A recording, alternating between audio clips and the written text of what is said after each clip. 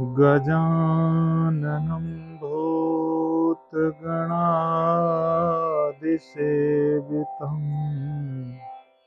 कपित्थजम्बो फलचारुभक्षणम्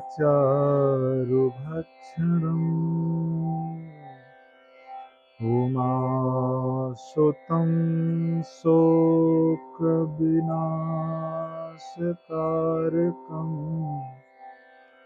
नमामि विघ्नेश्वरपादपङ्कजम्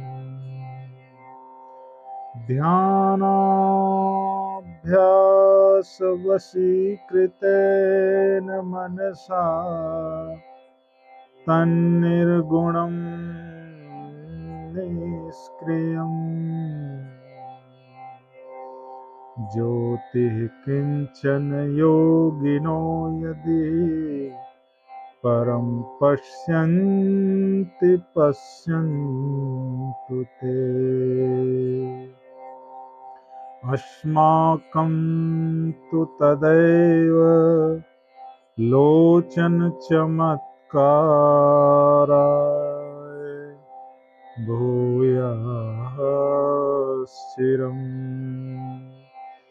कालिन्दीपुलिनोदरे किमपि यन्नीलं महोधावति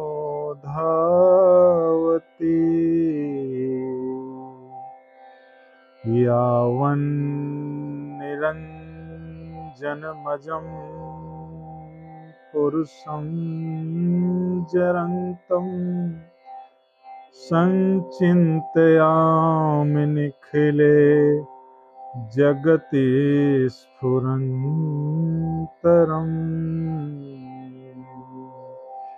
जगति स्फुरन्तरम् यावत्पलात् स्फुरितहन्त हृदान्तरे मे गोपस्य कोऽपि शिशुरञ्जनपुञ्जमञ्जुः गोपस्य कोऽपि शिशुरञ्जनपुञ्जमञ्जुः श्रीगोविन्दचरणं भुजः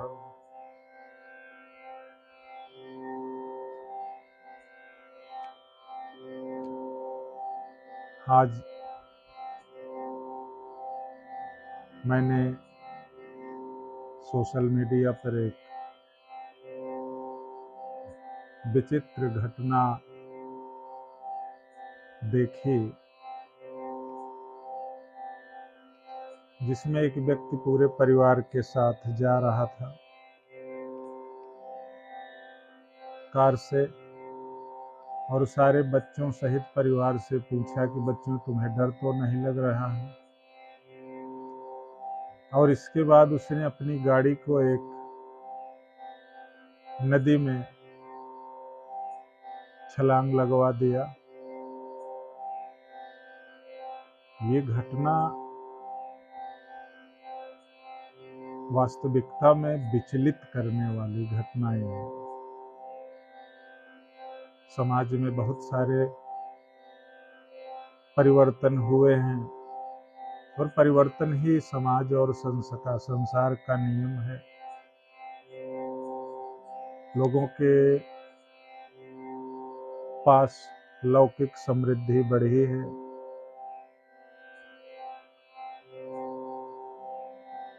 परंतु आध्यात्मिक समृद्धि पूरी तरीके से उसकी शून्यता जीवन में आई है। उसका मात्र कारण यह है कि आज समाज अर्थलोलुपता के कारण इतना अंधा हो चुका है कि सब कुछ जानते हुए भी सिर्फ धन और धन के पीछे तब तक व्यक्ति भागता है जब तक वह निर्धन नहीं हो जाता।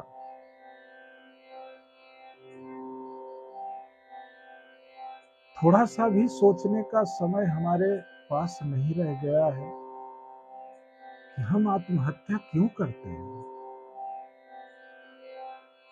जीवन में बहुत सारी परिस्थितियां आती हैं,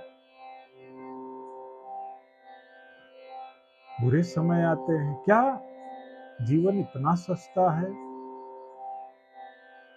कि हम आत्महत्या कर लें? आत्महत्या को तो वैसे भी शास्त्रों में अक्षम्य अपराध की श्रेणी में रखा गया है।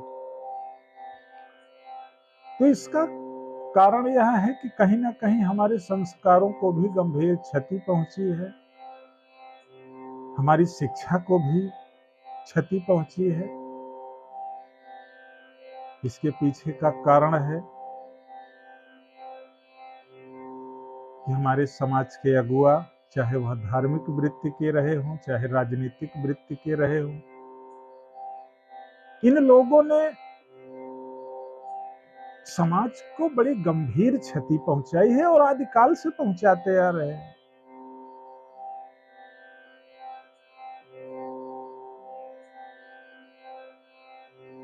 ऐसी अवस्था में जो मुख्य शिक्षाएं हैं, शिक्षा का स्तर तो इतना अधिक गिर गया है कि आज की अवस्था में जो भी शिक्षाएं आपको विद्यालय में दी जा रही हैं, जीवन में 80% शिक्षाओं का कोई उपयोग ही नहीं है।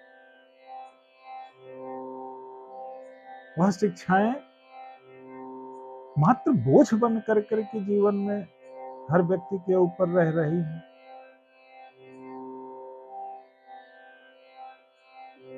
विकास हो रहा है, विकास ही विनाश का सर्वप्रथम, जहां से विकास प्रारंभ होता है उसी क्षण वहां से समाज में विनाश भी प्रारंभ होता है। जीवन में 80% शिक्षाएं आपने गौर किया होगा कि आपके उपयोग में ही नहीं आती। 10% ही शिक्षा जीवन में शायद आपके उपयोग में आ जाए। ऐसी अधकचरी शिक्षा, अधकचरी शिक्षा नीति से समाज को बड़ी गंभीर क्षति पहुंचाई गई है, क्योंकि क्षुद्र और संकुचित राजनीति का शुभारंभ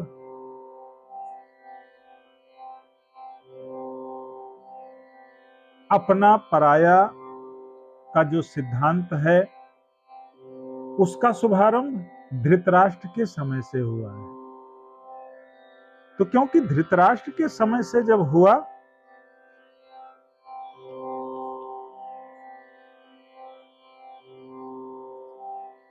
तो उसके बाद से समाज को गंभीर नुकसान झेलने पड़े। यहां पर सबसे प्रमुख बात यह है कि आज गीता हमारे लिए समाज में क्यों उपयोगी है।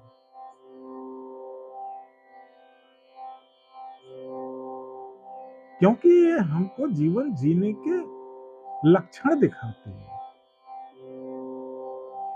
यहाँ पर बड़ी महत्वपूर्ण विषय बताए गए हैं और पहला श्लोक श्रीमद् भगवद गीता का क्या है? धर्म क्षेत्रे कुरुक्षेत्रे समवेतायुयुत्सयः मामकः पाण्डवाश्चैव किम कुर्वत् संजयः। इस श्लोक का शुभारंभ ही धृतराष्ट्र ने क्या किया है, वहां से अपने और पराये का भेद प्रारंभ हुआ है। समाज के गंभीर व्यक्तियों को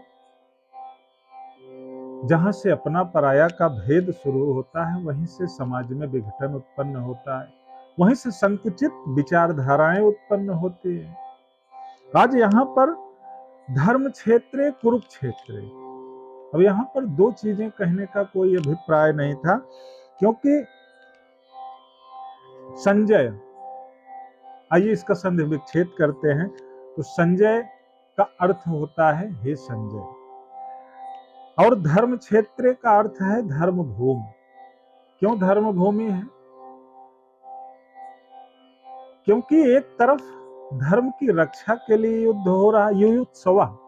युयुत्सव का अर्थ होता है युद्ध के लिए तीव्रतम इच्छा रखने वाला व्यक्ति। तो यहां मामकाः पांडवाश्चैव समवेता, समवेता का अर्थ होता है इकट्ठे हुए लोग। आज धृतराष्ट्र ने यह पूछा कि हे संजय, और संजय का जो जन्म है गवलगण नामक सूत के घर हुआ था। ये महाराज धृतराष्ट्र के राजसारथी हुआ करते थे। अधिरथ इसके पूर्व में महाराज धृतराष्ट्र के सारथी थे। जब अधिरथ चले गए तो अधिरथ ने ही संजय जी को ला करके धृतराष्ट्र के पास सारथी के रूप में पहुंचाया था। तो संजय बड़े धर्मात्मा, धर्मनिष्ठ, कर्तव्यनिष्ठ, सारे गुणों से अभिभूत थे।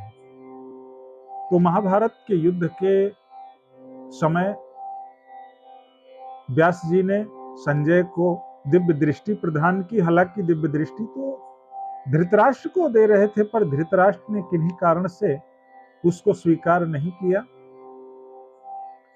तो यहां से क्या हुआ है कि धर्म क्षेत्र कुरुक्षेत्र, कुरुक्षेत्र क्यों कहा गया है?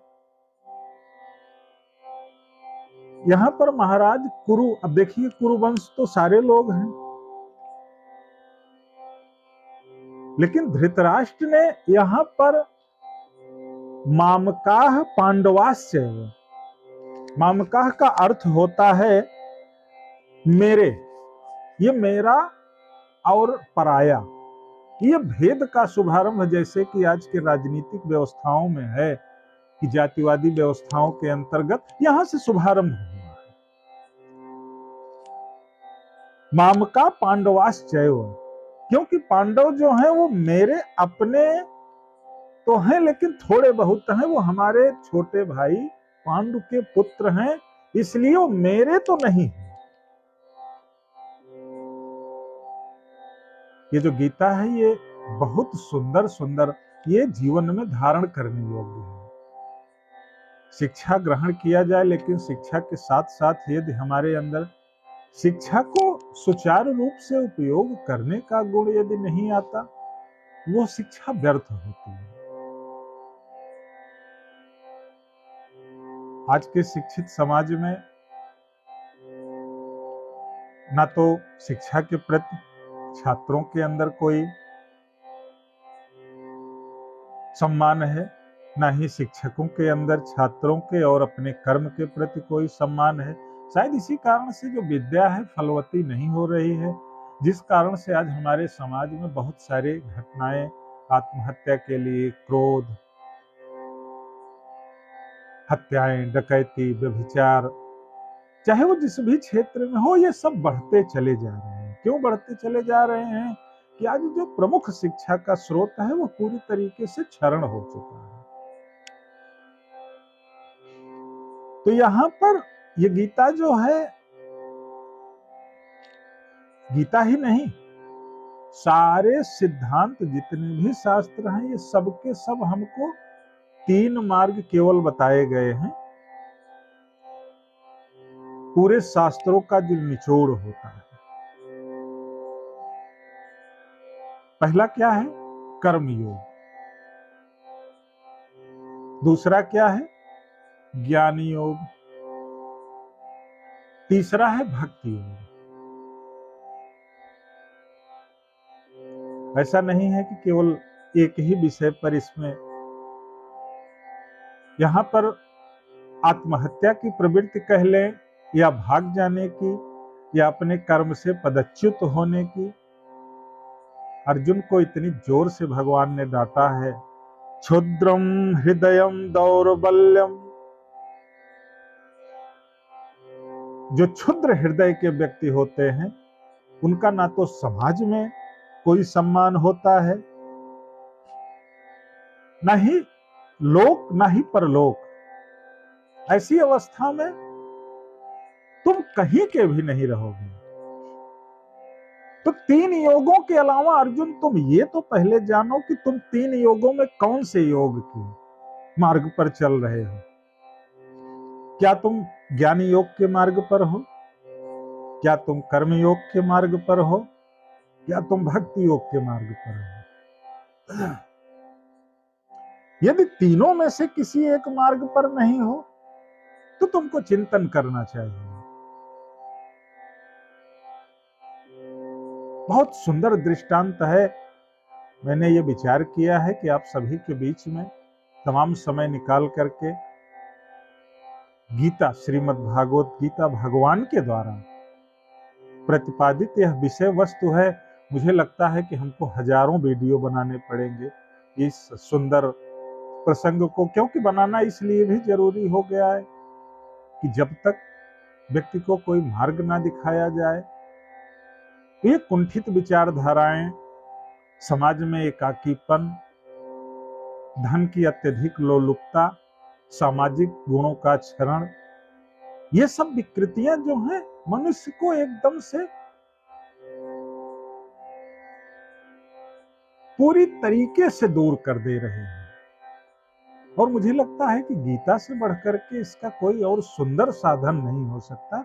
इसीलिए मैंने स्वयं समय निकाल करके अपने बचे हुए समय से आप सभी के बीच में कनेक्ट होने के लिए, मुझे लगता है कि मैं पूरा समझाने का प्रयास करूंगा और प्रत्येक समय आपको सुंदर वीडियो के माध्यम से हमेशा गीता के गंभीर रहस्यों का अपने सामर्थ्यानुसार प्रतिपादन करूंगा, अपने सामर्थ्यानुसार व्याख्या करने की कोशिश करूंगा और आपके बीच में आता रहूंगा। जय श्री कृष्ण।